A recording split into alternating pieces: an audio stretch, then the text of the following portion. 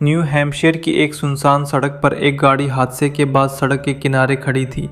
چند لمحے پہلے تک اس گاڑی کو ایک 21 سالہ نوجوان لڑکی چلا رہی تھی، لیکن جب پولیس وہاں پہنچی، گاڑی موجود تھی، اس کا سامان موجود تھا، مگر لڑکی غائب ہو چکی تھی۔ اس لڑکی کا نام تھا مورا مورے، اور آج 2 دہائیوں سے زیادہ عرصے بعد بھی کوئی یقین سے نہیں بتا سکا کہ اس رات مورا کے ساتھ آخر ہوا کیا تھا۔ لیکن اس کہانی کا سب سے پر اسرار حصہ وہ حادثہ نہیں تھا، بلکہ وہ 19 منٹ تھے جن میں مورا ہمیشہ کے لیے غائب ہو گئی۔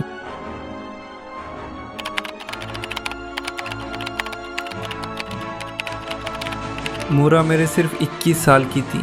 وہ یونیورسٹی آف میساچوسیٹس ایمہرسٹ میں تعلیم حاصل کر رہی تھی اور نرسنگ کی طالبہ تھی۔ اس کی زندگی بظاہر ایک عام کالج اسٹوڈنٹ جیسی تھی، پڑھائی، کام، دوست اور مستقبل کے منصوبے۔ لیکن 9 فروری 2004 کو اس کی زندگی میں کچھ ایسا ہوا جس نے اس کے بعد کے ہر دن کو ایک سوال بنا دیا۔ 9 فروری کی صبح مورا نے اپنے پروفیسرز اور کام سے متعلق سپروائزر کو ای میل کیا۔ اس نے بتایا کہ خاندان میں ایک موت ہوئی ہے اور اسے تقریباً 1 ہفتے کے لیے چھٹی چاہیے۔ لیکن بعد میں اس کے خاندان نے بتایا کہ خاندان میں ایسی کوئی موت ہوئی ہی نہیں تھی۔ تو پھر مورا نے یہ بات کیوں کہی؟ کیا وہ کسی ذاتی مسئلے سے گزر رہی تھی؟ کیا وہ کہیں جانے کا منصوبہ بنا رہی تھی؟ یا وہ صرف کچھ دنوں کے لیے اپنی معمول کی زندگی سے دور ہونا چاہتی تھی؟ یہ سوال آج تک حل نہیں ہوا۔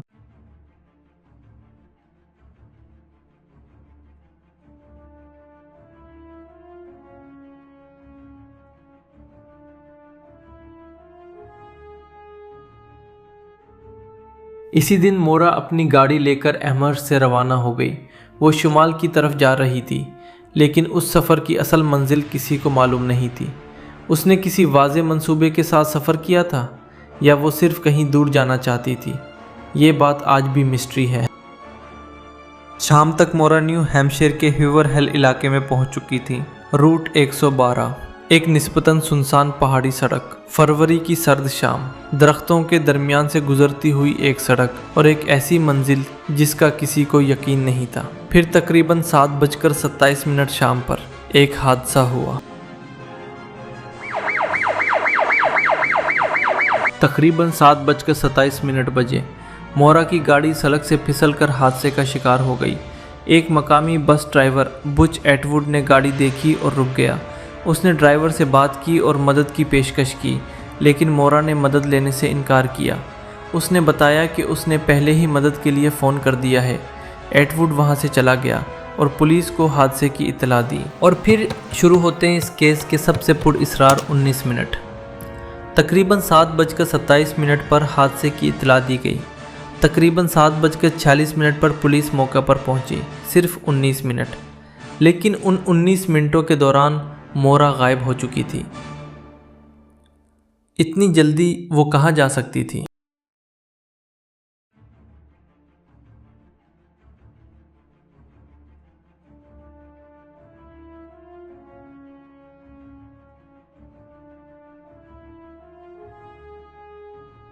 تقریباً 7:46 پر پولیس موقع پر پہنچی، لیکن مورا وہاں نہیں تھی۔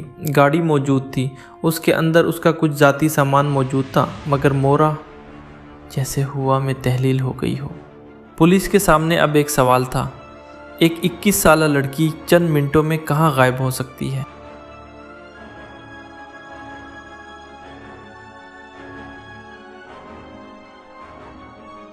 مورا کی تلاش شروع ہو گئی۔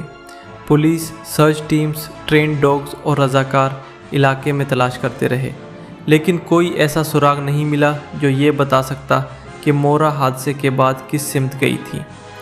دن گزرتے گئے، پھر ہفتے، پھر مہینے، لیکن مورا نہیں ملی۔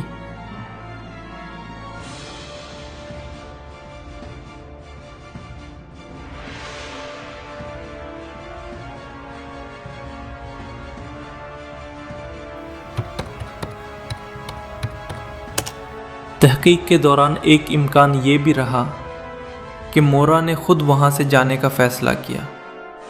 اس دن اس کے غیر معمولی اقدامات، اچانک سفر، چھٹی کا پیغام اور اس کے سفر کی نامعلوم منزل اس امکان کو مزید پر اسرار بناتے تھے۔ لیکن اگر مورا نے واقعی اپنی مرضی سے نئی زندگی شروع کرنے کا فیصلہ کیا تھا تو پھر آج تک اس کی کوئی قابل اعتماد تصدیق کیوں نہیں ہوئی؟